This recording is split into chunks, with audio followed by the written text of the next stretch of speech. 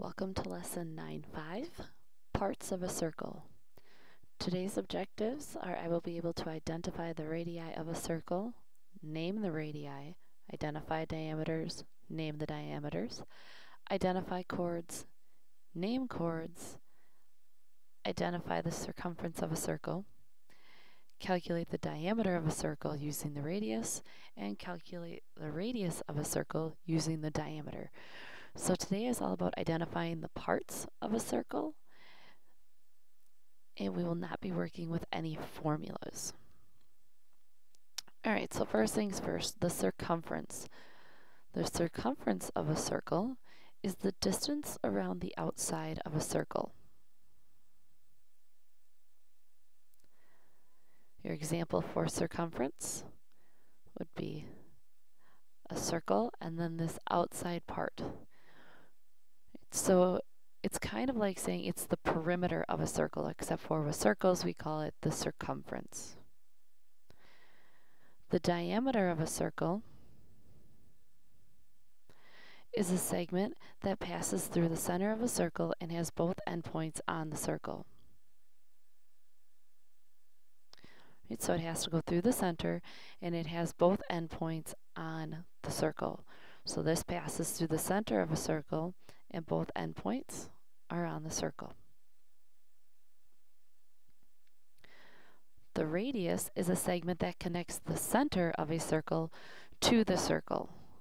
So in this case, it's not like the diameter in the sense that it doesn't touch both endpoints to the circle. It only touches one endpoint to the circle, but it does have to go through the center. It actually originates at the center and then goes out towards the circle. A chord is a segment that has both endpoints on the circle. Now, a chord does not have to go through the center of the circle. It can go through any spot on the circle as long as it has both endpoints on the circle. So an example of a chord, endpoint here starts, goes across the circle, has another endpoint on the circle. A circle itself is the set of all points in a plane that are the same distance from a given point called the center.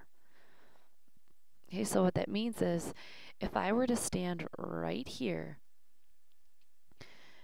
and connect a string to the outside of the circle, I would never have to move from standing right here. I would always be the same distance away from all of these points around the circle.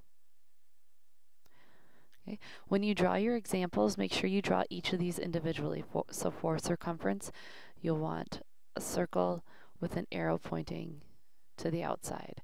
And for diameter, you would want a circle with the line going through the center, pointing to that. And so on and so forth.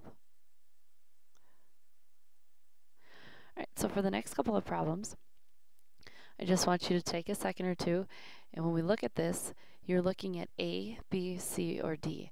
And which of these indicates a chord in the circle? If you guess D, you are correct. You don't have to write anything down for these. I just want you following along and guessing. If you need to pause, that's absolutely fine. Which of these indicates the circumference of the circle?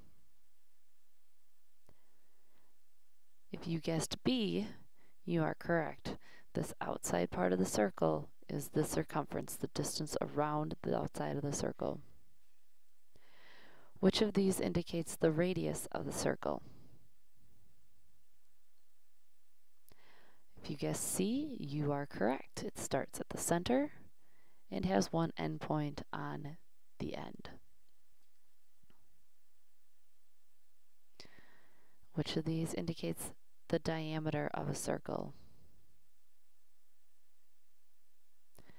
If you guessed A, you are correct. Both endpoints are on the circle and it goes through the center of the circle. Now, you could split this diameter in half and say that this half is a radii and this half is a radii. And that would work as well. However, because both endpoints are on the circle, this is considered entirely as the diameter. Right, for the last part, or part of the last part, you are going to name the radii, the diameter, and the chords. You're naming all of them. I will give you one example so you know how to name these objects. However, look at these lines. They're lines that don't continue on in any direction. They have an endpoint at both ends, which makes them line segments. So one of the radii here, so O is the center, and the line segment OB would be a radii. So when you post your answers, I would like you to write radii, and then you can write line segment OB, capital O, capital B, because they're points. Okay, and then you can put a comma and continue to list the other radii. For your answers, there are 4 radii that you're looking for, and I gave you one. There's 1 diameter, and there are 5 chords. Alright, so when we look at the diameter and the radius, we're asking what is the radius? Since the radius originates at the center and touches one endpoint to the circle, and a diameter goes through the center but touches both endpoints to the circle, we know that the radius is half of the diameter. So in a circle, if they give us the diameter, we're always able to find the radius. We take our diameter, we divide it by 2, and in this case, our radius equals 4 inches.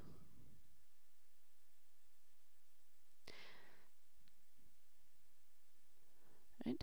So you have 2 more problems, and you have to find the radius of this circle whose diameter is 6, and then go in reverse and find the diameter of a circle whose radius is 10.